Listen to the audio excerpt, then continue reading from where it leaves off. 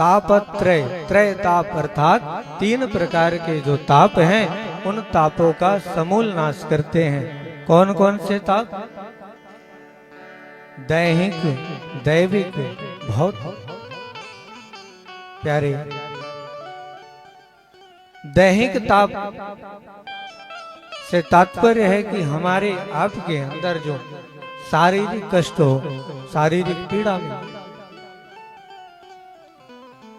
किसी का हाथ पैर टूट जाए, किसी को बुखार हो जाए, ये भगवान द्वारा प्रदत्त दैहिक ताप।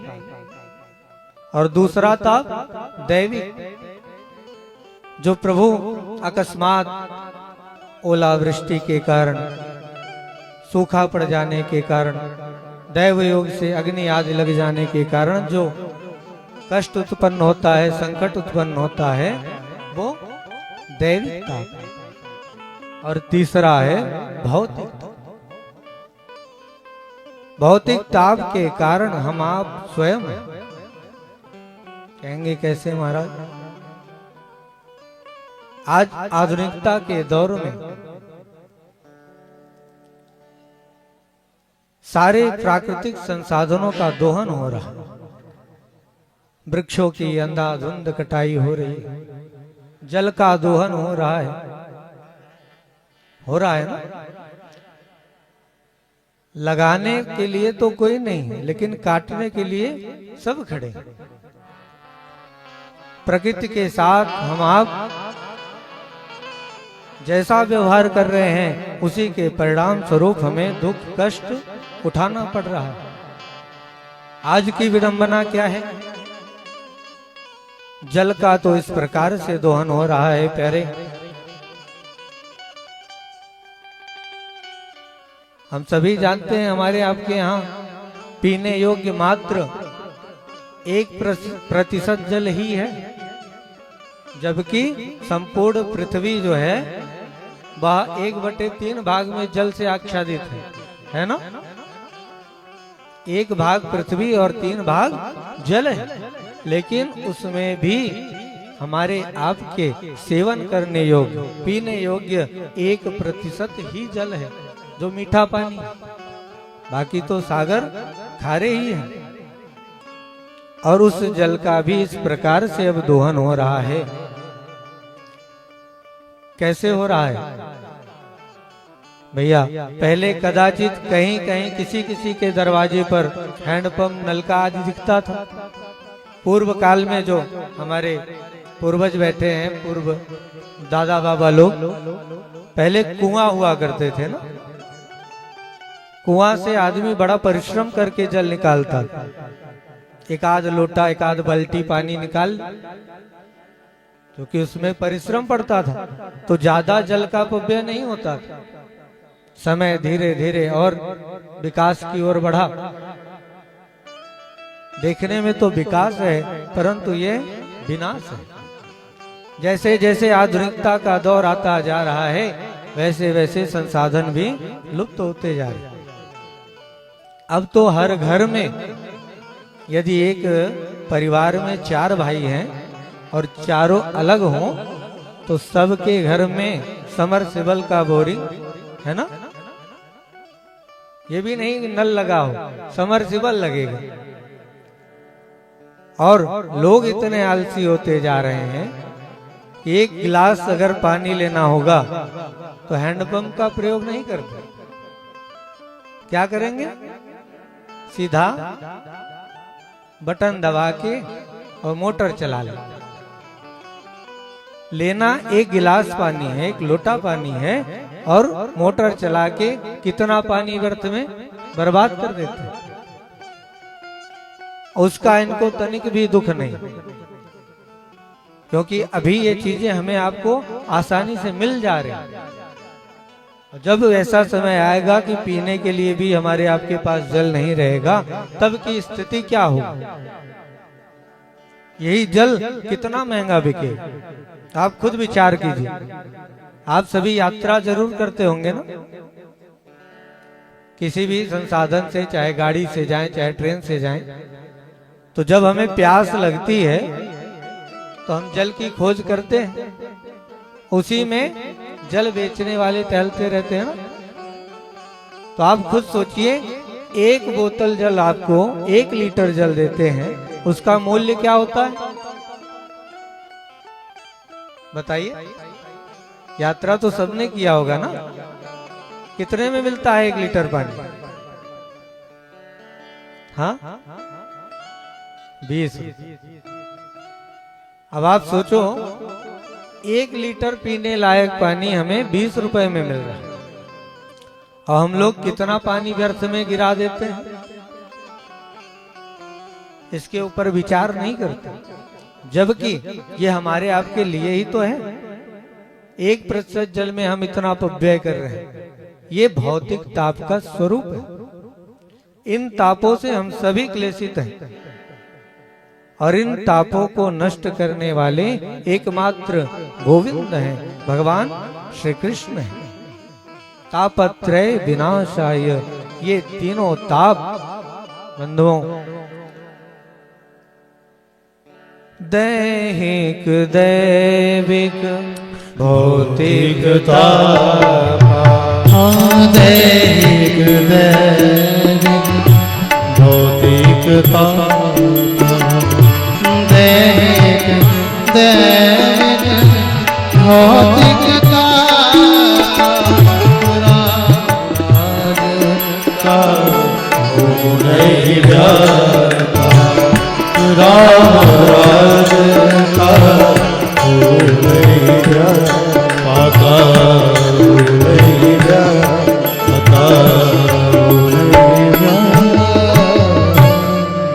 इन तीनों तापों का प्रभु श्री राम के राज्य में किसी पर भी प्रभाव नहीं पड़ा। इसलिए हम सभी भगवान गोविंद की चरण शरण ग्रहण करें, वही इन तापों को दूर करने में समर्थ है।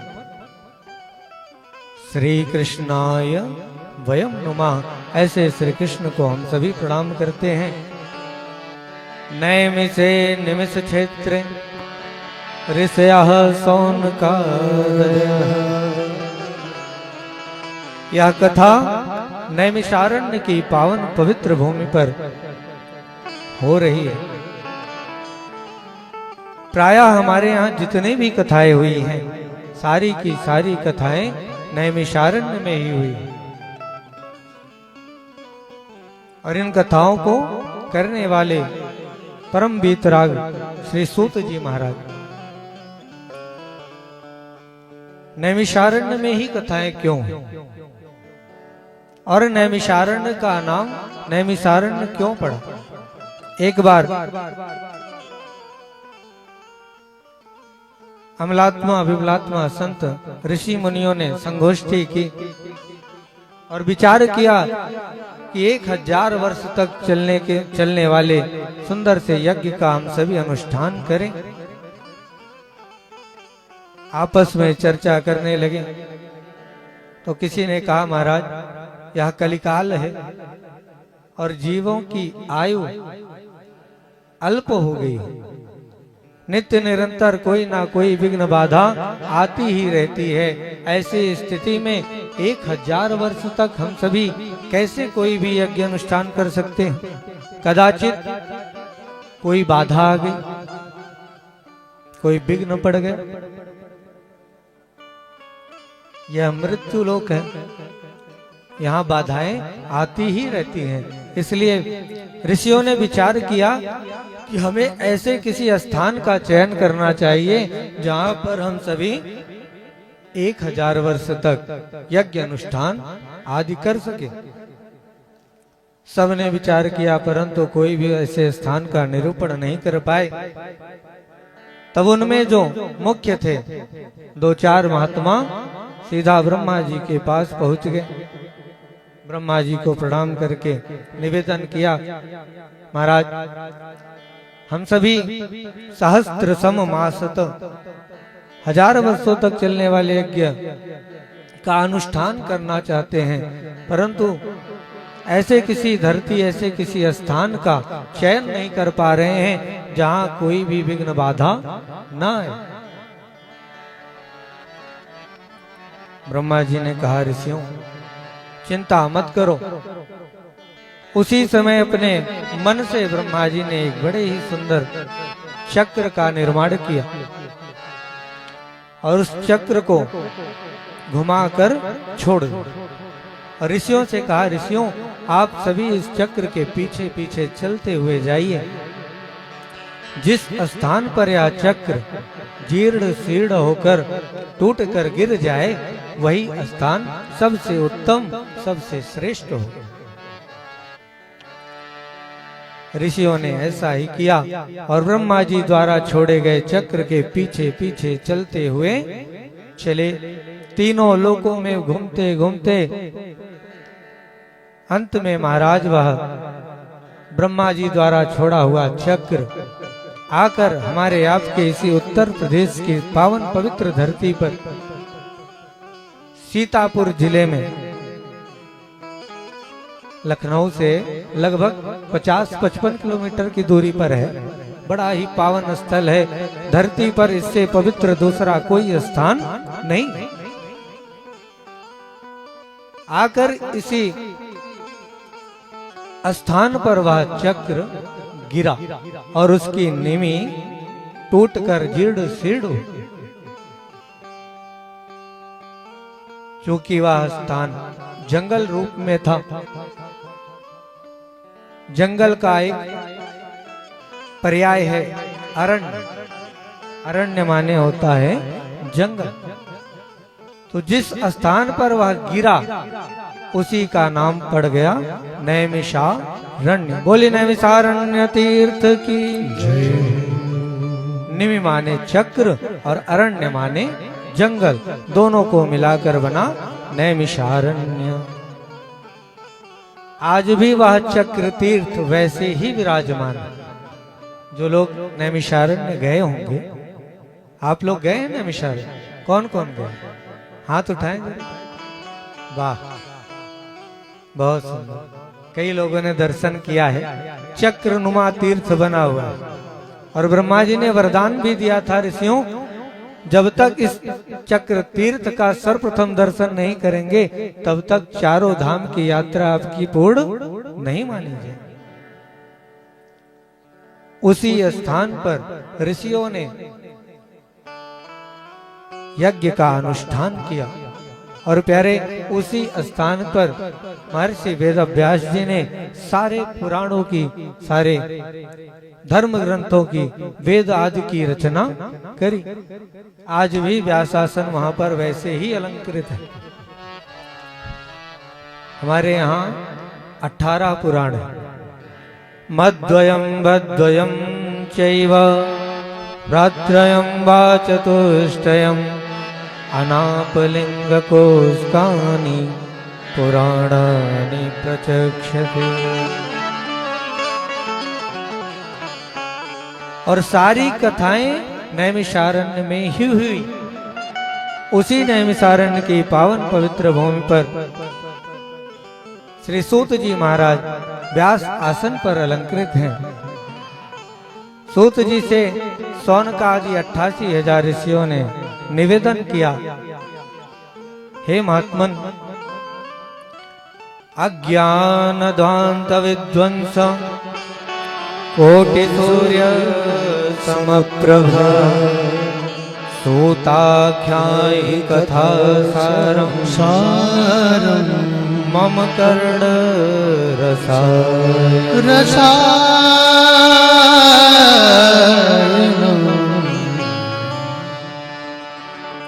सूत जी को प्रणाम करके सौनकाद ऋषियों ने पूछा, महाराज आप तो अज्ञान रूपी अंधकार को दूर करने में करोड़ों सूर्य के समान। जिस प्रकार भुवन भास्कर भगवान सूर्य देव प्रकट होकर संसार के तिमिर अंधकार को तत्क्षण ध्वस्त कर देते हैं, ये सूर्य भगवान की सामर्थ्य है।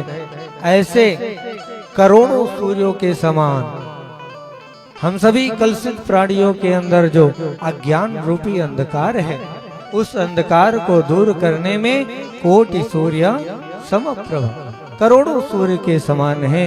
हे महात्मन, कृपा करके आप हमें ऐसा कोई कथानक सुनाएं जो मम कर्ण रसायन, जो मेरे कानों को प्रिय लगे। रसायन माने दवा होती है ना। सूत जी से सौनकाद ऋषि कह रहे हैं कि ऐसा कोई कथानक सुनाए जो मम कर्ण रसायनम, मेरे कानों को प्रिय लगे, अर्थात सुनने में अच्छी लगे। हम सभी भी अच्छी अच्छी बात ही सुनना चाहते हैं ना? जो हमें अच्छी लगे बात, वही सुनने में हम सभी को प्रिय लगता है। सूत जी से यही पूछा और कहा, महाराज घोर कलिकाल आ गया है, सारे जीव कलुषित प्रवृत्ति के हो गए, इन जीवों का कल्याण कैसे हो? अल्प समय में ही ये सब भगवान को प्राप्त कर जाएं, ऐसा कोई साधन आप हमें बताएं। वह साधन सरल हो, सुगम हो और सभी के लिए समान हो। ऐसे कोई साधन का आप निरूपण करें जिससे हम सभी को भगवान की प्राप्ति हो सके। क्योंकि महाराज भगवत प्राप्ति की सामर्थ्य केवल आप ही में है। चिंता मणिर्लोक सुखम सुरद्रोह स्वर्ग संपदम प्रयक्षति गुरो प्रीतो वैकुंठम योगी दुर्लभम। चिंता मणिर्लोक सुखम, जो चिंता मणि है उसकी सामर्थ्य है, उसे लेकर हम जिस भी वस्तु की कामना करें, चिंतन करें, वह उस वस्तु को प्रदान कर देती है।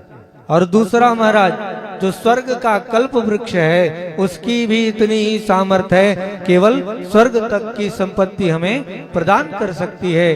परंतु उस स्वर्ग के कल्प वृक्ष में और चिंता मणि में वो सामर्थ्य नहीं है कि वो गोविंद की प्राप्ति करा दे, भगवान की प्राप्ति करा दे। वह तो केवल आप जैसे यदि गुरुदेव भगवान की कृपा हो जाए तो तत्क्षण वैकुंठम योगी दुर्लभम। यदि गुरुदेव भगवान कृपा कर दे तो योगियों को भी परम दुर्लभ वैकुंठ की तत्क्षण प्राप्ति करा दे। इसलिए महाराज केवल आप ही भगवान की प्राप्ति करा सकते हैं, ना तो चिंतामणि भगवान को प्राप्त करा सकता है और ना कल्प वृक्ष। बड़ा सुंदर सौनकाद ऋषियों ने सूत जी की स्तुति करी। सूत जी प्रसन्न हो गए। कहा, ऋषियों आपके मन में भगवत चर्चा, भगवत कथा सुनने के प्रति बड़ा ही अनुराग है। प्रीति सौनक चित्ते ते, भैया कथा सुनने के लिए आपके मन में जिज्ञासा है, इसलिए मैं आपको ऐसा कथानक सुनाने जा रहा हूं जो सावधानतया शृणु। सावधान होकर सुनिएगा। सूत जी ने सौनकाद ऋषियों को सावधान किया और हम आप सभी को सावधान कर रहे हैं। आप सब भी सावधान होकर ही कथा सुनिएगा। कहीं ऐसा ना हो कि आपका मन इधर उधर हो और कथा निकल जाए। कथा को हृदयंगम करना है। इसीलिए सबसे पहले बिना किसी भाव भूमिका के हमने कीर्तन करवाया। कीर्तन का भाव समझ रहे हैं ना? कीर्तन इसीलिए किया जाता है ताकि हमारा आपका मन और हृदय पवित्र हो, और पवित्र हृदय में ही भगवान का वास होता है, भगवान की कथा का वास होता है। इसलिए हम सभी अपने हृदय में भगवान की सुंदर सी कथा को हृदयंगम कर सके। सूत जी ने सौनकाद ऋषियों को सावधान किया और कहा, ऋषियों ये कोई साधारण कथा नहीं है। जन्मांतरे भवेत पुण्यम तदा भागवतम लभे। जन्म में नहीं, जन्मांतरे भवेत पुण्यम तदा भागवतम लभे। ये भागवत की कथा तब सुनने को मिलती है जब हमारे जन्म जन्मों के पुण्य उदय होते और कथा सुनने के लिए हम जाएं, कथा में पहुंच जाएं, बैठ जाएं, तब तक भी अपने आप को वो ना समझें। इसके मध्य में भी अनेक प्रकार की बाधाएं आ सकती हैं। जब भी कथा प्रारंभ होती है उसके पहले अनेकों प्रकार की बाधाएं आती ही आती हैं। आपके यहाँ आयोजन हो रहा है, इसके पूर्व जब से ये तैयारी चल रही होगी, हमारे जजमान सियाराम जी जानते होंगे कि कितनी कितनी बाधाओं को पार करके आज यह अवसर आ पाया है। कल शाम को ही इंद्र देवता भी प्रसन्न हुए थे, बड़ी कृपा करी थी, लेकिन फिर मनाने पर शांत हुए ना बाबा, है ना। ऐसा लगा कि भैया आज ऐसा ना हो कहीं ज्यादा बारिश हो जाए। तो ऐसे ही अनेक बाधाएं कथा के प्रारंभ से पूर्व ही आती। ये केवल यहीं की बात नहीं है। परीक्षिते कथां वक्तुम सभायाम संस्थिते सुखे सुधा कुंभम गृहीत्वैव देवास्तत्र समागम। हमारे आपके लिए बाधा आई कोई बात नहीं। परीक्षित जी को जब सुखदेव भगवान कथा सुनाने के लिए बैठे, कथा सुनाने सुख बैठे, जब सुधी परीक्षित राजा को सुधा कुंभ ले आए सुर सब ले आए जो बाधा को।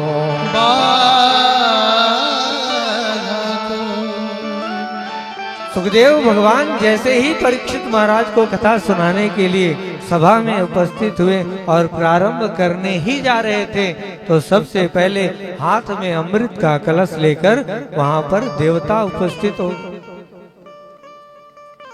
देवताओं के आने पर, अब किसी कथा में यदि देवता साक्षात प्रकट हो जाए तो सबको प्रसन्न होना चाहिए, लेकिन जब हाथ में अमृत का कलश लेकर आए तो सुखदेव जी कहते हैं कि देवता नहीं आए, ये साक्षात बाधा ही आकर उत्पन्न हो गई। ले आए जो बाधा, और ऐसे देवता नहीं आए, हाथ में उनके अमृत का कलश। सुखदेव जी देखे देवताओं को, समझ गए, क्योंकि जानते हैं कि देवता क्या है, स्वार्थी। देवता स्वार्थी हैं, बिना स्वार्थ के कहीं जाते नहीं। मैं नहीं कह रहा हूं, भागवत जी में लिखा है देवताओं की विशेषता है स्वकार्य कुशलाः सुराः। अपना काम बनाने में परम कुशल है, बड़े निपुण है। जहां अपना काम बनाना होता है देवता वहीं जाते हैं, और आप चाहे कितना भी बुलाओ कोई देवता कभी प्रकट नहीं हो। जब सुखदेव के सामने देवता हाथ में अमृत का कलश लेकर आए तो समझ गए कि जरूर इनका कोई विशिष्ट काम आ पड़ा है, इसलिए देवता बिना बुलाए आ गए। कहा, हाँ देवताओं कैसे आना हुआ आपका। देवताओं ने उसी समय सुखदेव जी का अभिवादन किया, हाथ जोड़ के प्रणाम किया, साष्टांग दंडवत करके कहा, महाराज हम तो आपका दर्शन करने के लिए आए। अभी भी सुखदेव जी को विश्वास नहीं है, जान रहे हैं कि इसके अनंतर भी कुछ योजना इनकी जरूर बनी होगी। कहा, अच्छा भैया बड़ी कृपा हुई, अब आप आए, दर्शन किए, अब आप चले। तब देवता अपने असली स्वरूप में है। सुखम नत्वा वदन सर्वे स्वकार्य कुशला सुरा कथा सुधां प्रयच्छस्व गृहीत्वैव सुधामिमां। सुखदेव जी को प्रणाम किया और अपने हाथ में जो अमृत का कलश था वह उनके सामने रख दिया। कहा, महाराज हमारा एक और निवेदन आपसे है। आपके दर्शन के साथ साथ हम चाहते हैं कि हम भी आपके इस कार्य में आपका सहयोग करें। सुखदेव जी ने कहा कैसा सहयोग महाराज? देवताओं ने कहा भगवान हमने सुना है आप किसी महाराज परीक्षित को, जिन्हें तक्षक सर्प के डसने का श्राप लगा हुआ है और उनके उस श्राप का निवारण करने के लिए श्रीमद् भागवत की कथा सुनाने जा रहे हैं। सुखदेव जी ने कहा आपने बिल्कुल सत्य सुना है, आपके सामने ये महाराज परीक्षित बैठे हुए हैं और इन्हीं को श्रृंगी ऋषि का श्राप लगा है। आज के 7वें दिन तक्षक रूपी सर्प आकर इन्हें डस लेगा और इनकी मृत्यु हो जाएगी। देवताओं ने कहा महाराज आप बिल्कुल चिंता मत करो। कहा क्यों ना करें? 7 दिन बाद बेचारे परीक्षित की मृत्यु होनी है, आप कह रहे हो चिंता मत करो, तो क्या करें? कहा महाराज आप देखो तो सही हमारे हाथ में क्या है। सुखदेव जी ने कहा क्या है? कहा ये अमृत, ये अमृत है। कहा इसकी क्या विशेषता है? कहा नाम मृतम सा अमृतम, ना मृतम सा अमृतम। जिसकी एक बूंद भी यदि किसी की जीवा पे पड़ जाए तो उसकी फिर कभी मृत्यु नहीं होगी। एक बूंद की विशेषता है कि अमृत का एक बूंद यदि किसी के जीवा पे पड़ गया तो वो कभी मरेगा नहीं। और हम तो पूरा का पूरा अमृत का कलश ही उठा कर ले आए हैं। अब आप ये महाराज परीक्षित को पूरा का पूरा अमृत पिला दीजिए, फिर एक नहीं हजारों तक्षक आकर यदि इन्हें डसेंगे तब भी इनकी मृत्यु नहीं होगी, ये अमर हो जाएंगे। कहा वाह देवताओं आपने तो बड़ा सुंदर कार्य किया। हमारा 7 दिन हम बैठ के कथा सुनाते, न जाने परीक्षित की मुक्ति होती कि ना होती। तो आपने तो 1 मिनट में ही सारा काम बना दिया, बहुत सुंदर। लाओ महाराज पिला दो। देवताओं ने कहा महाराज परीक्षित को अमृत तो हम पिला देंगे, लेकिन इसके बदले में आप ये अमृत परीक्षित को पिला दो, लेकिन जो भागवतामृत का पान आप परीक्षित को कराने जा रहे थे, इस अमृत के बदले में वो भागवतामृत का पान आप हमें करा दो। हम भागवतामृत का पान करेंगे और महाराज परीक्षित अमृत पी के अमर हो जाएंगे। इस प्रकार से दोनों का काम सिद्ध हो जाएगा। जो ही यह बात सुनी महाराज सुखदेव भगवान को क्रोध आ गया, देवताओं को फटकार लगाई, है मूर्ख देवताओं, बड़े निर्लज्ज हो भाई। अरे तुम्हें पता है एवं विनिमय जाते, विनिमय किस वस्तु का किया जाता है? जो मूल्य में समान हो। क्वा सुधा क्वा कथा लोके, क्वा काचा क्वा मणिर्महा, ब्रह्मरातो विचारेवं तदा देवान् जहास। है मूर्ख देवताओं, कहाँ कांच का टुकड़ा और कहाँ मूल्यवान मणि? अरे कहीं कांच के टुकड़े की तुलना मणि से की जा सकती है क्या? जिस प्रकार कांच के टुकड़े की तुलना मूल्यवान मणि से नहीं की जा सकती, उसी प्रकार तुम्हारे इस देवलोक के तुच्छ से अमृत की तुलना हमारे परम दुर्लभ श्रीमद् भागवतामृत से इसकी तुलना नहीं की जा सकती। आपका यह देवलोक का अमृत कांच का टुकड़ा है और मेरा जो भागवतामृत है ये मूल्यवान मणि है। बोले भागवत भगवान की। सुखदेव जी ने डांट कर देवताओं को भगा दिया, कहा तुम कथा सुनने के अधिकारी नहीं, तुमने कथा का मूल्य लगाया, कथा की तुलना करी है। तुलायाम लवे नापी ना स्वर्गम ना पुनर्भवम भगवत संग संगस्य। भगवान की कथा और सत्संग की तुलना किसी भी वस्तु से नहीं की जा सकती, अमूल्य वस्तु है। और तुमने तुलना कर दी, इसलिए तुम कथा सुनने के अधिकारी नहीं हो, भाग जाओ। कहा देवताओं, अगर वास्तव में तुम्हारे अंदर कथा सुनने की जिज्ञासा थी, पिपासा थी, तो आते भाव से, जैसे सारे श्रोता बैठकर कथा सुन रहे हैं, परीक्षित बैठकर कथा सुन रहे हैं, ऐसे तुम भी आते, आराम से बैठकर भागवत जी की कथा को सुनते, तब तो तुम कथा सुनने के अधिकारी बन पाते।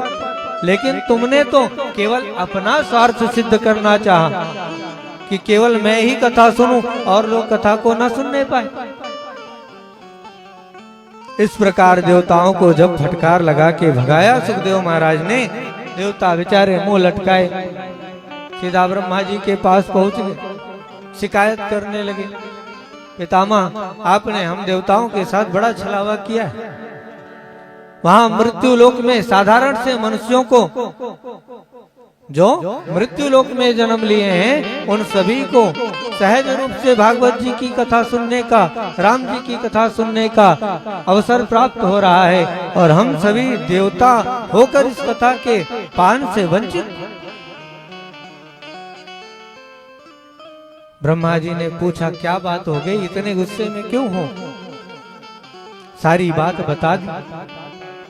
राम महाराज ऐसे ऐसे हम गए थे और सुखदेव जी ने हमें फटकार लगा के भगा दिया, कहा कि तुम कथा सुनने के अधिकारी नहीं। क्या वास्तव में हम लोगों को कथा सुनने का अधिकार नहीं है? ब्रह्मा जी ने देखा कि बात तो सही कह रहे हैं भाई, देवलोक के अमृत को भी तुच्छ बता दिया, ऐसा इस भागवत जी में है क्या? उसी समय ब्रह्मा जी ने ब्रह्मलोक में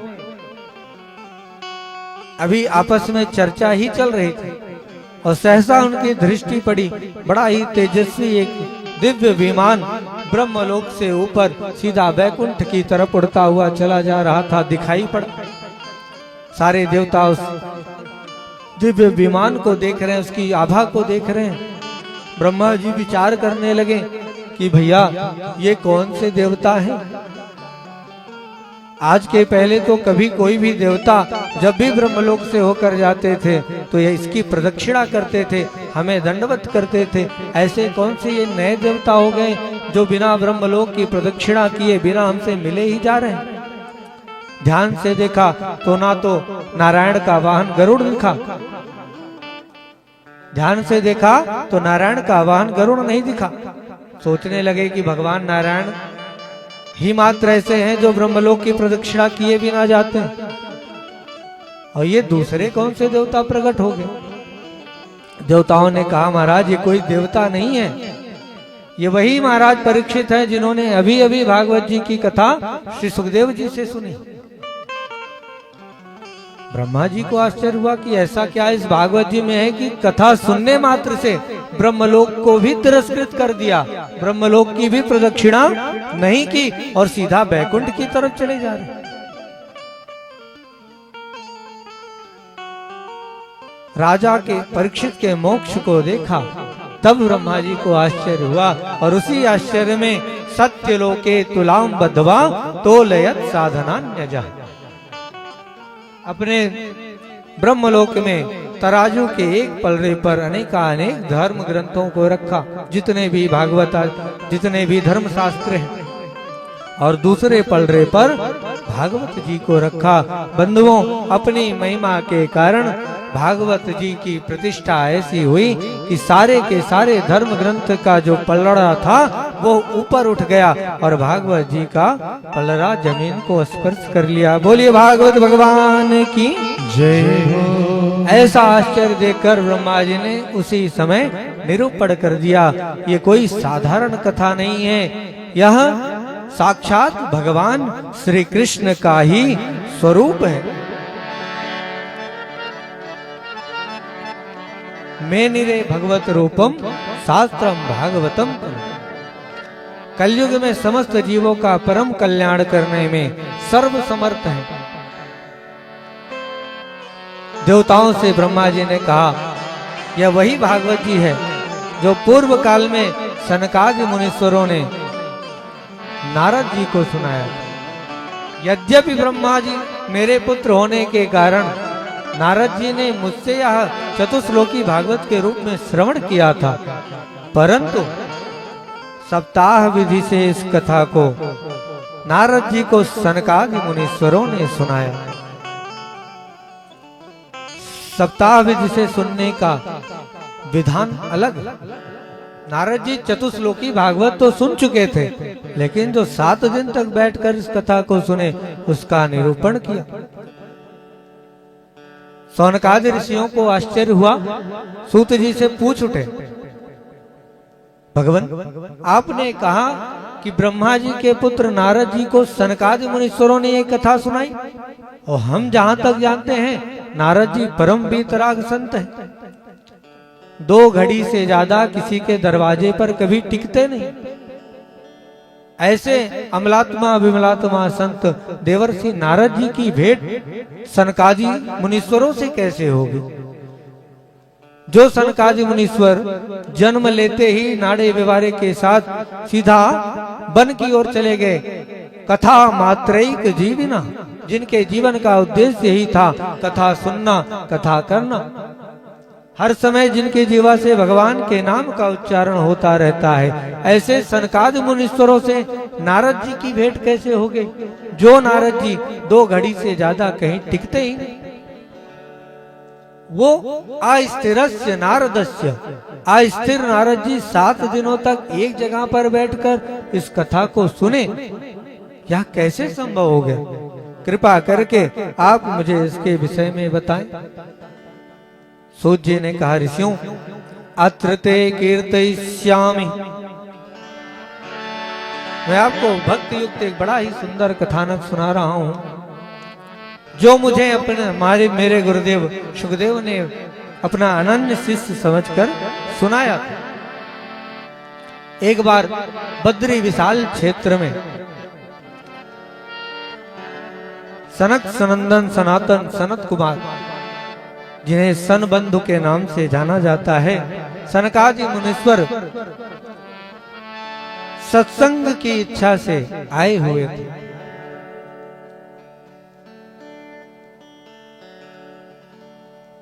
जो कथा के रसिक हैं, भावुक जन हैं, वो नित्य निरंतर कहीं भी कथा होती है तो सबसे पहले जाकर कथा सुनने के लिए स्थान व्यवस्थित करते हैं। ऐसे जिनके जीवन का उद्देश्य ही कथा है, सनकादि मुनीश्वर सत्संग के लिए बद्री विशाल क्षेत्र में उपस्थित हुए।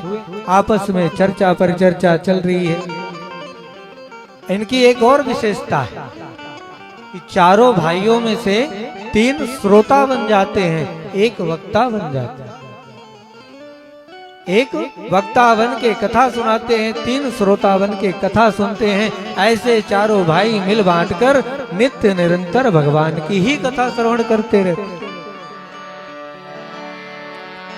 बद्री विशाल क्षेत्र में भी इसी उद्देश्य से पहुंचे। कथा चल रही है, चर्चा चल रही है। इसी मध्य उनकी दृष्टि पहुंची सामने से आते हुए देवर श्री नारद जी के ऊपर। जो नारद जी महाराज बड़े व्यग्र चित्त हैं, व्याकुल हैं, उदास मन से, खिन्न मन से भागे हुए चले जा रहे हैं। सामने से नारद जी को आते हुए देखा तो प्रसन्न हो गए। प्यारे, जब एक सत्संगी दूसरे सत्संगी को देखता है तो वो प्रसन्न हो जाता है। क्यों? क्योंकि अब जरूर हमें कुछ ना कुछ भगवत चर्चा सुनने को मिलेगी, भगवत कथा सुनने को मिलेगी। इसलिए नारद जी को आते हुए देखा तो सब प्रसन्न हो गए कि हमारे भैया नारद आ रहे हैं, अब हमें कुछ ना कुछ कथा सुनने को मिलेगी। परंतु नारद जी महाराज की स्थिति ऐसी है, व्याकुल है, व्यग्र है, सीधा चले जा रहे हैं, सनकादि मुनीश्वरों की तरफ देखा भी नहीं।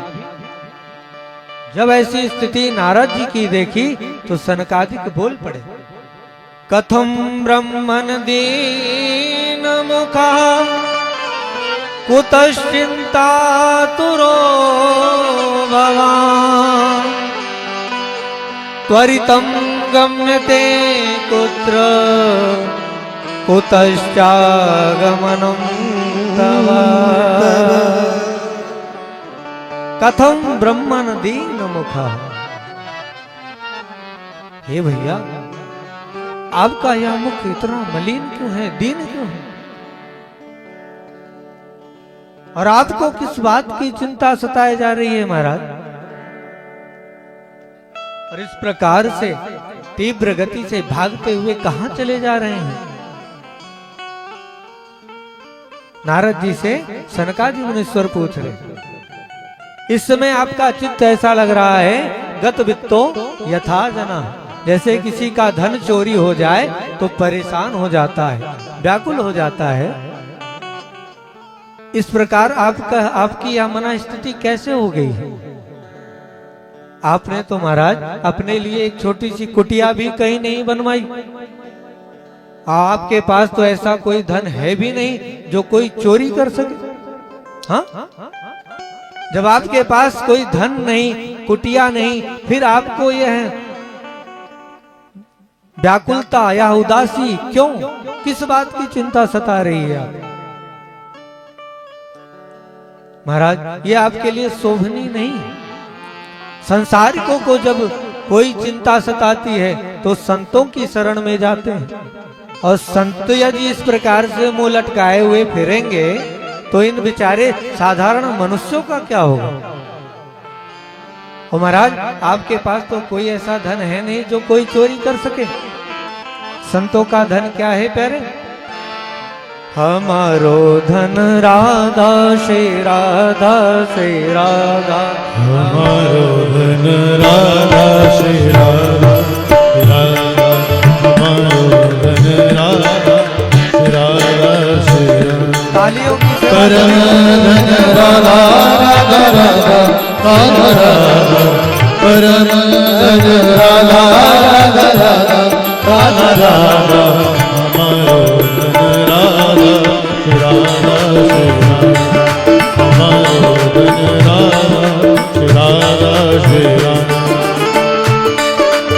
तालियों की सेवा भाव के साथ गाने सभी गाने प्रेम से बोलिए राधा रानी सरकार।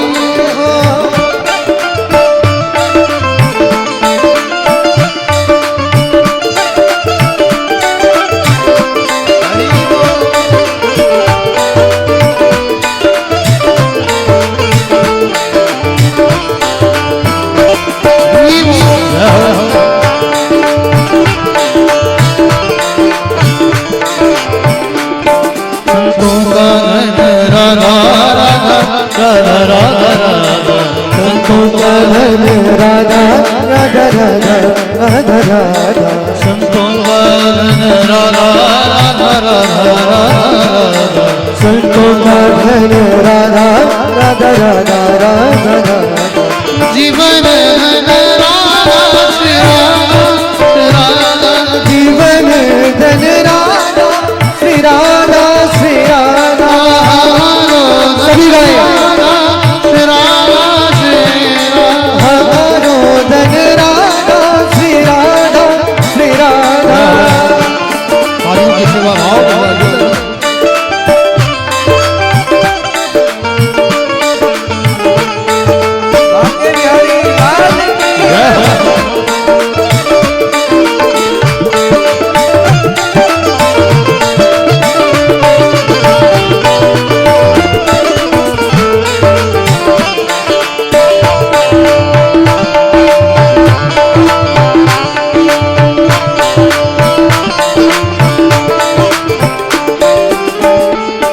मोहन धन राधा राधा राधा राधा राधा, जीवन धन राधा राधा राधा राधा राधा, मोहन धन राधा राधा राधा राधा, मोहन धन राधा राधा राधा राधा राधा, जीवन धन राधा श्री राधा श्री राधा, जीवन धन राधा श्री राधा श्री राधा, हमारो धन राधा श्री राधा श्री राधा, हमारो धन राधा श्री राधा श्री राधा श्री राधा श्री राधा श्री राधा श्री राधा,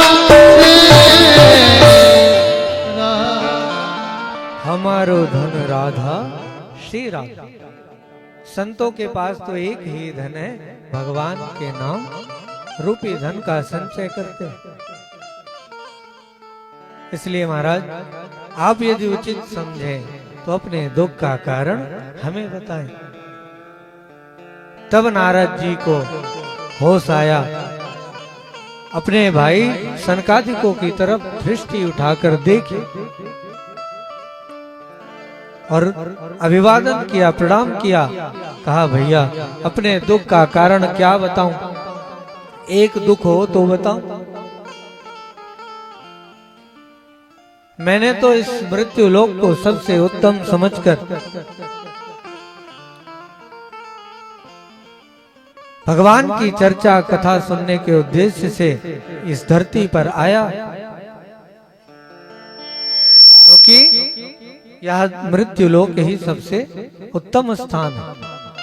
और इस पृथ्वी पर आकर अहम तो पृथ्वीम यातो ज्ञात्वा सर्वोत्तमामिति प्रयागम पुष्करम काशी गोदाम।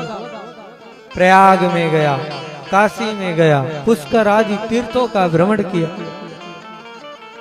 ना पश्यम कुत्रचित शर्मा, कहीं पर भी मेरे मन को संतोष देने वाला कोई भी साधन दिखाई नहीं पड़ता। मनः संतोष कारण, जहां जहां मैं गया हर जगह पर कलयुग का ही प्रभाव देखा। घूमते घूमते जिस भी स्थान पर पहुंचा तो वहां पर कलयुग के चारों चरणों का चरण हो गया। सत्यम नास्ति तपा शौचम दया दानम न विद्यते। लोग झूठ बोलने लगे और झूठ बोलने में बड़ाई समझते हैं। ना तो तप रह गया है, सत्यम नास्ति तपा शौचम दया दानम न विद्यते। जो चारों चरण हैं सब लुप्त होते जा रहे हैं और मनुष्य आसुरी प्रवृत्ति का हो जा रहा है। केवल अपना ही पेट भरने में सब लगे हैं, एक दूसरे से किसी से कोई मतलब नहीं। किसी प्रकार सब अपना ही पेट भरने में लगे हैं। घूमते हुए विचार किया, चलो गृहस्थों के यहाँ देखा जाए उनकी रहनी सहनी कैसे चल रही। घूमते घूमते एक दरवाजे पर पहुंचा। उस दरवाजे पर जैसे ही मैं पहुंचा, तरुणी प्रभुता गे है श्याल को बुद्धिदायक कन्या विक्रीणो लोभा दंपति नाम चकल। तरुणी प्रभुता गे है। उस दरवाजे पर पहुंचकर मैंने सबसे पहले देखा कि उस घर की मालकिन नई नवेली बहू बनी हुई। आते ही बहू, नई बहू घर में आते ही जब घर में प्रवेश करती है तो कुछ दिनों तक अपने सास ससुर की खूब सेवा करती। हाथ पैर मीजना, दोनों तीनों टाइम खूब सेवा करना, और ऐसा अपने आप को उनके सामने प्रस्तुत करना कि वो सर्वथा योग्य। वो भी कब तक? जब तक सासू मैया अपने तिजोरी की चाबी बहू को न सौंप दे, है ना। जैसे ही वह अपनी बहू को योग्य देखकर तिजोरी की चाबी थमाती है बहू को, वह घर की मालकिन बनती है, तो सबसे पहला काम जो अपने सास ससुर के हाथ पैर दबाने वाली बहू है, वही अपने सास ससुर की खटिया घर के बाहर निकाल कर फेंक देती। हो गया, अब मैं मालकिन बन गई, अब तुम जाओ, तुम्हारा काम इतना ही था। मालकिन बनते ही बहू अपने सास ससुर को सबसे पहले घर से निकालती, और दूसरा काम क्या करती है? श्याल को बुद्धिदायक। जब मालकिन बन गई बहू तो सलाहकार साले साहब को बना लिया जाता है, उन्हीं की सलाह से कार्य किया जाता है। परंतु सलाह सबकी लो, कोई बुरी बात नहीं, सबसे सलाह ली जा सकती है। लेकिन कभी भी कोई कार्य करो, जब भी अपने घर में, जैसे मान लीजिए यही अनुष्ठान हो रहा है, अब इस अनुष्ठान में सबने एक दूसरे का सहयोग किया, सलाह लिया, तो आयोजन किया गया। लेकिन इसी स्थान पर अगर हम किसी बाहरी व्यक्ति को अपना सलाहकार बना ले और घर परिवार वालों को महत्व ना दे, घर वालों से ना पूछे, जो हमारे भाई हैं, जो हमारे बड़े चाचा ताऊ हैं, इनसे हम ना पूछें और बाहर वाले से खूब सलाह लें, तो आप विचार करके बताइएगा कि जो व्यक्ति बाहर से आया हुआ है, क्या वह आपके क्षेत्र के बारे में, आपके परिवार समाज के बारे में उतना जानता होगा जितना आपके घर परिवार वाले जानते हैं? हाँ, बाहर से आया व्यक्ति उतनी जानकारी नहीं रखता होगा जितने आपके चाचा ताऊ बड़े पिताजी को पता है। हम लोग अपने बड़ों से सलाह नहीं लेते, खुद मालिक बनेंगे और अपने मन मुताबिक कार्य करेंगे। परंतु ध्यान रहे, युवा जो हमारे भाई बहन है, मालिक बन जाए अच्छी बात है, काम करें जो उससे ठीक है, लेकिन कोई भी कार्य करने से पहले अपने बड़े बुजुर्गों का, अपने परिवार के बड़ों का सलाह, उनकी बात जरूर सुननी चाहिए। अब बड़ों के सलाह से जब हम कोई कार्य करेंगे तो उस कार्य में कभी कोई बाधा नहीं आएगी। पूर्व में ही कहा गया है कि बुजुर्गों के सलाह और युवाओं के जोश से जब कोई कार्य किया जाता है तो वह बिना किसी बाधा के संपन्न हो जाता है। काम करो लेकिन अपने बड़ों की सलाह लेना अति आवश्यक है, उनसे पूछकर ही काम करो, फिर आपका हर काम आसानी से निपट जाएगा। लेकिन हम लोग क्या सोचते हैं कि बूढ़े बूढ़े जो हमारे दादा ताऊ हैं, जब कुछ बोलते हैं बताते हैं तो नए युवा जो हैं वो डपट लेते हैं, बैठे रहो, तुम्हें कुछ करना तो है नहीं, दिन भर बैठ के बोलते ही रहते हो, हम कर लेंगे सब काम। अरे भाई, वो कुछ बता रहे हैं, उनको उस चीज का अनुभव है। ऐसे इनके दाढ़ी बाल ये पके नहीं है धूप में, उनको उस वस्तु का, उस स्थान का, उस कार्य का पूरा अनुभव है।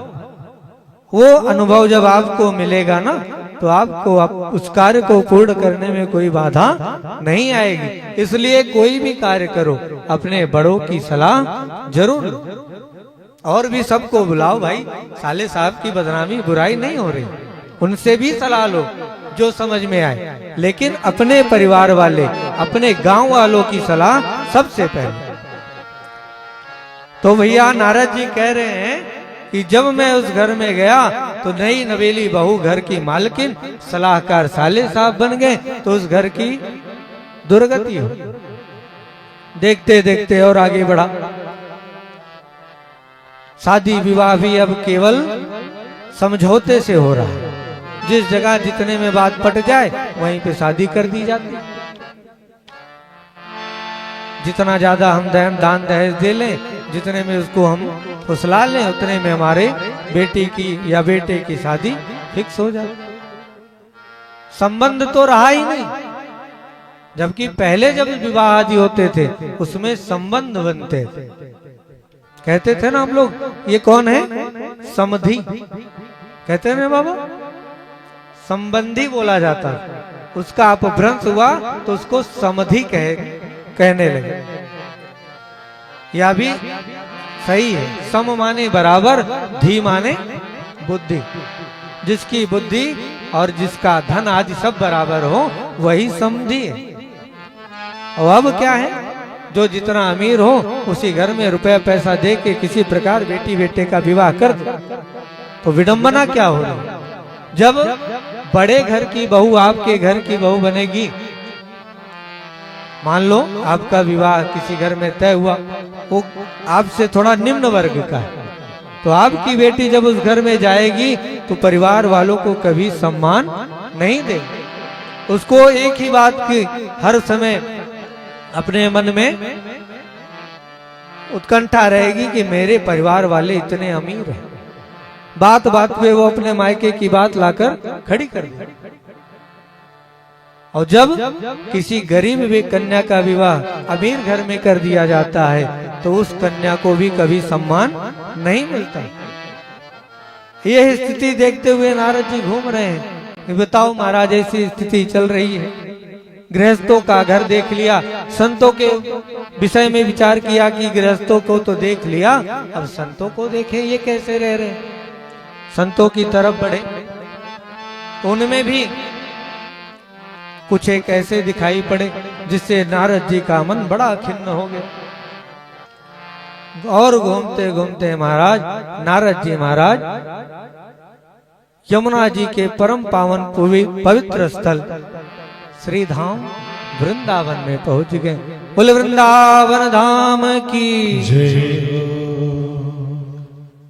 वृंदावन में पहुंचे नारद जी महाराज, वहां पर उनको एक बड़ा आश्चर्य दिखाई दिया। नारद जी ने जो आश्चर्य देखा, समय तो बहुत हो गया है, परंतु नारद जी की भक्ति महारानी से भेंट कराकर आज की कथा को यहीं पर विश्राम कर देंगे और शेष कथा हम सभी कल के सत्र में ससमय जो समय रखा गया है उसके अनुसार श्रवण करेंगे। तो नारद जी महाराज उस स्थान पर पहुंचे, यमुना जी के किनारे एक स्थान पर बहुत सारी स्त्रियां घेरा बनाए हुए खड़ी हैं। उन स्त्रियों के मध्य में एक युवती जोर जोर से विलाप करती हुई बैठी, चिल्ला रही है। उसके रोने की आवाज नारद जी के कानों में पहुंची।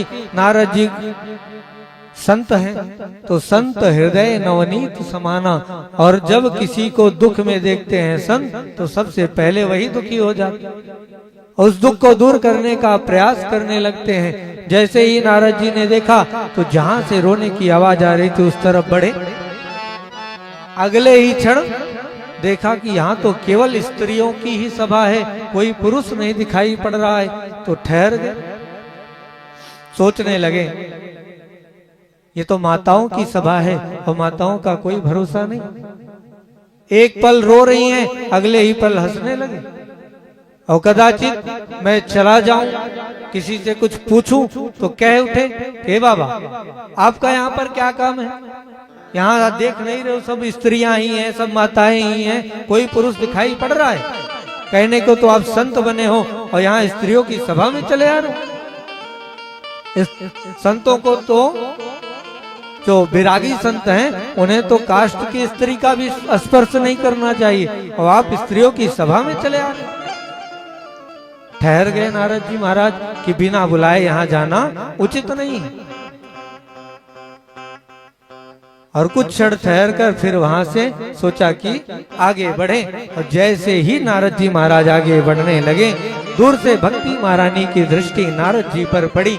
नारद जी को बुलाते हुए जोर से भक्ति महारानी चिल्ला पड़ी, भो भो साधो क्षणम तिष्ठम मच्चिंतामपि नाशयाम दर्शनम तव लोकस्य सर्वथा घरम परम। भो भो साधो क्षणम तिष्ठ, रुक जाइए महात्मा। अरे भगवान आप कहाँ जा रहे हैं? हमें दुख में दुखी देखकर आप चले जा रहे हैं। आप जैसे संतों का तो स्वभाव है, पर दुख दुखी सु संत निकेत। आपका दर्शन बड़े भाग्य से मिलता है, फिर भी आप हमें इस प्रकार छोड़कर चले जा रहे हैं। भक्ति महारानी ने बड़ा सुंदर स्तुति किया नारद जी का। बड़े भाग तब जानिए जब मिलने आवे संतों, और संतन को मिलबो भयो सब कष्टन को अंत। संतों के दर्श से ही सारे पाप ताप संताप मिट जाते हैं। भक्ति महारानी ने कहा, महाराज आप हमारे कष्ट को, हमारे दुख को दूर कीजिए, हमें छोड़कर मत जाइए। जब भक्ति जी ने नारद जी को बुलाया। तब नारद महाराज भक्ति महारानी के पास पहुँचे और नारद जी ने भक्ति से पूछा, देवी तुम कौन हो? काशी त्वम काइमो चेमा। और ये दोनों जो पुरुष, वृद्ध पुरुष तुम्हारे पास में लेटे हुए हैं, तुम्हारे क्या लगते हैं? और ये कमल नयनी स्त्रियां तुम कौन है जो पंखा आदि के द्वारा तुम्हारी सेवा कर रही हैं? इन सब के सन्मुख होने पर भी तुम विलाप क्यों कर रही हो? अपने दुख का कारण मुझे बताओ। भक्ति महारानी ने नारद जी को साष्टांग प्रणाम किया और अपने दुख का कारण बताना प्रारंभ किया। इसी के साथ अपनी वाणी को विराम। शेष चर्चा हम सभी भक्ति और ज्ञान वैराग्य नारद की कथा को श्रवण करते हुए कल के सत्र में आगे बढ़ेंगे। आइए 2 बार भगवान नाम कीर्तन का आश्रय लें और अपने मन और वाणी को पवित्र करें। अब आप कहेंगे महाराज जब से बैठे हैं कीर्तन ही करवा रहे हैं। हाँ, अगर कीर्तन ही करना था तो हम कीर्तन वाले जो हमारे संगीत आचार्य बंधु बैठे हैं इन्हीं से करवा लेते।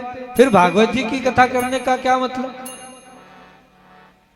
तो प्यारे, जैसा कि हमने शुरुआत में ज्यादा भूमिका नहीं बनाई, समय के अभाव में संक्षेप में ही बता दिया कि कीर्तन से मन शुद्ध होता है। और एक बात होती है क्या, हमें मान लो किसी पात्र में कोई वस्तु लेनी हो, अब मान लो हम डिब्बा लें, उसमें दूध रखना हो, तो दूध लेने से पहले उस डिब्बे को हम क्या करते हैं?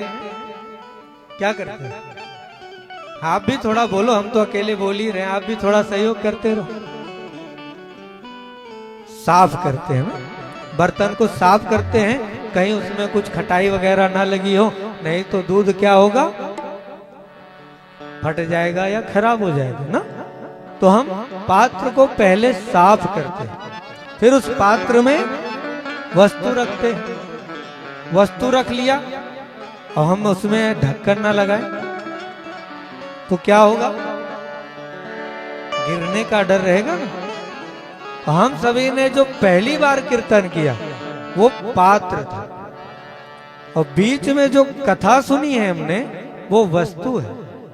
उस पात्र में वस्तु को हमने रख दिया। अब वस्तु रख दी गई है लेकिन ऊपर उसमें ढक्कन नहीं लगा है, तो उस वस्तु के गिरने का भय। अब दूध रखा है और किसी का पैर लगा तो गिर गया, सब बेकार।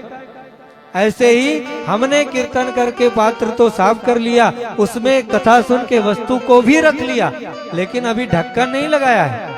तो जो कथा हमने रखी है, कहीं किसी का पैर लग गया या किसी की बात लग गई तो हो सकता है कथा निकल जाए और हमें कुछ भी ना मिले। तो इससे बढ़िया है कि पहले हम अपने ढक्कन को बंद कर लें, ताकि जब ढक्कन लग जाएगा तो फिर चाहे फुटबॉल के जैसा खेल जाओ, उसमें से वस्तु गिरेगी नहीं। इसलिए 2 बार भगवान के नाम का कीर्तन करके अपने हृदय में जो ढक्कन लगाना है उसे लगा लें। बोले भागवत भगवान की जय हो।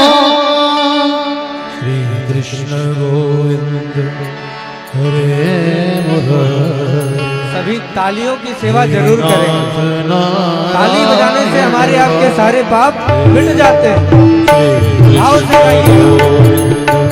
हरे नारायण वासुदेव, हे नारायण वासुदेव, हे लक्ष्मी नारायण वासुदेव। श्री कृष्ण हरे मुरारी, नारायण वासुदेव। ताली वाली सेवा भाव सभी हरि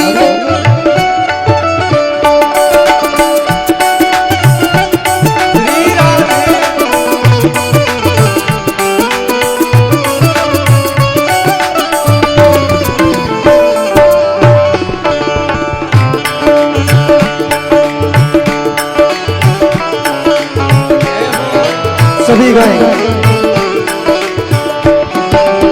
तुम स्वामी सखा हमारे विद्वान स्वामी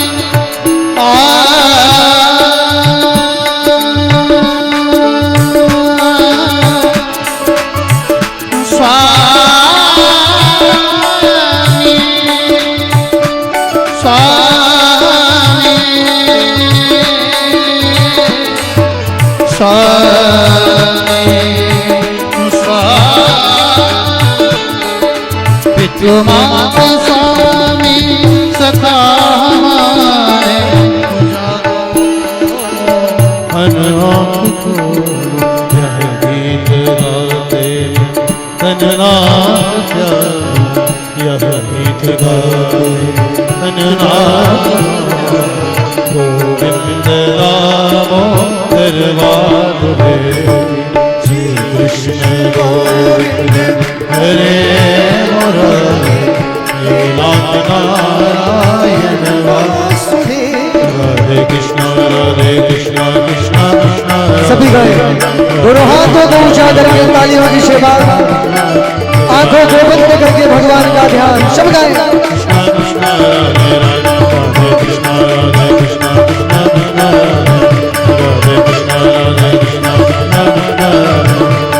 कृष्ण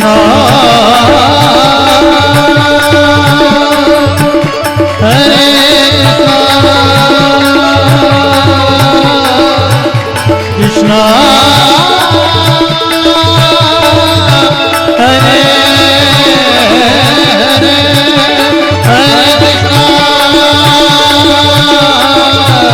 हरे कृष्ण हरे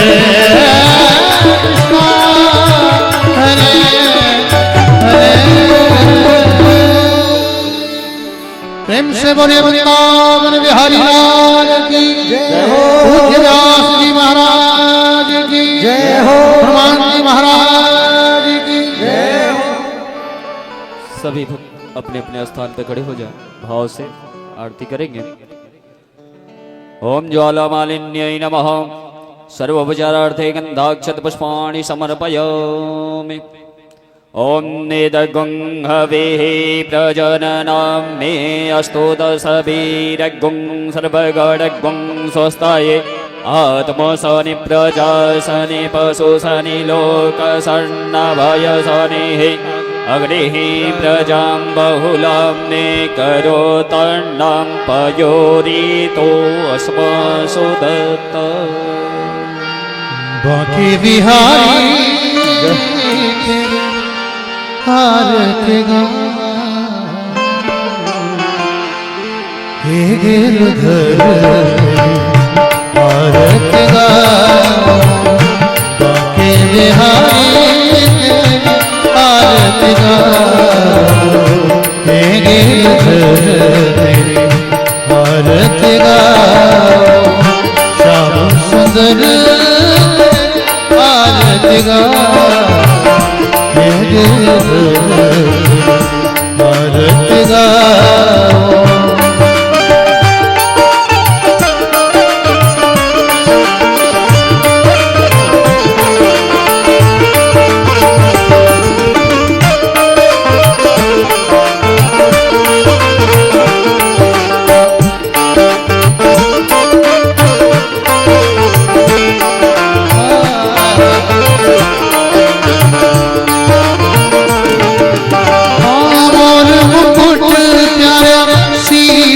सोहे प्यारी बंसी मेरो मन मोहे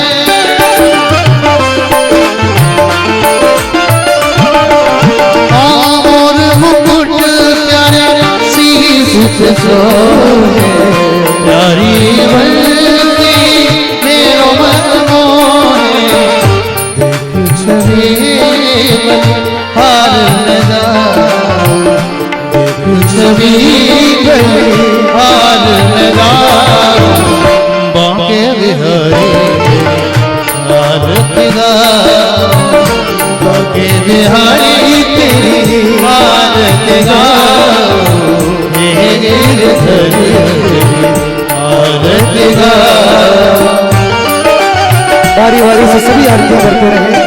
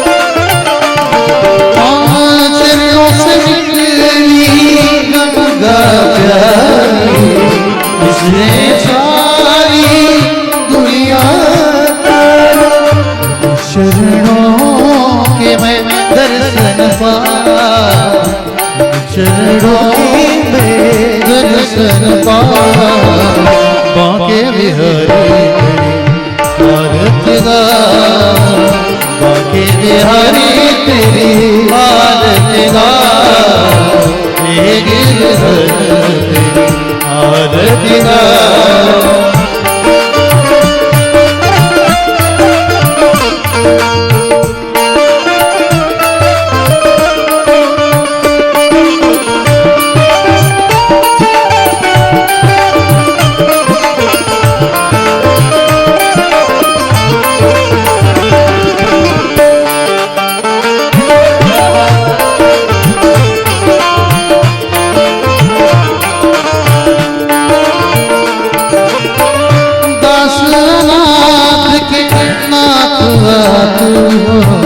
सुख दुख जीवन प्यारे साथ आप हो,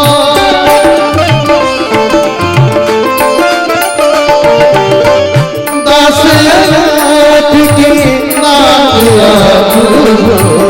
सुख दुख जीवन प्यारे साथ आप हो। चरणों में शीश झुका, हरि चरणों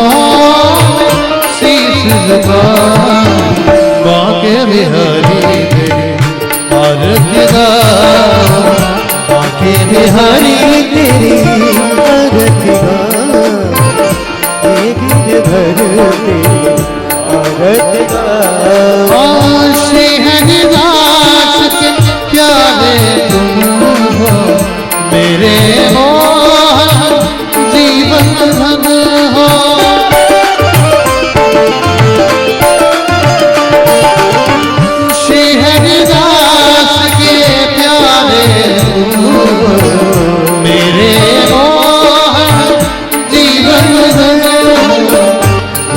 युगल छवि बलि बलि जा, देख युगल बलि बलि जा। बाके बिहारी तेरी आरती गाओ, बाके बिहारी तेरी आरती गाओ, हे गिरधर तेरी आरती गाओ। बाके बिहारी तेरी आरती गाओ, हे गिरधर तेरी आरती गाओ, आरती गाओ, आरती गाओ। भूर गौरम पूर्णावतारम संसार सारम उद्गेन्द्रहारम, सदा वसंत में दया भवम भवानी सहितम नमामि। त्वमेव माता च पिता त्वमेव बन्धुश्च सखा त्वमेव विद्या द्रविणं त्वमेव सर्वं तीर्थानि प्रचरन्ते शिखाहस्तानि निखङ्गडः देखागुं सहस्रयोजनेव धन्वान् तन्वसे आराट्य भूमौ निधाय जलेन शीतले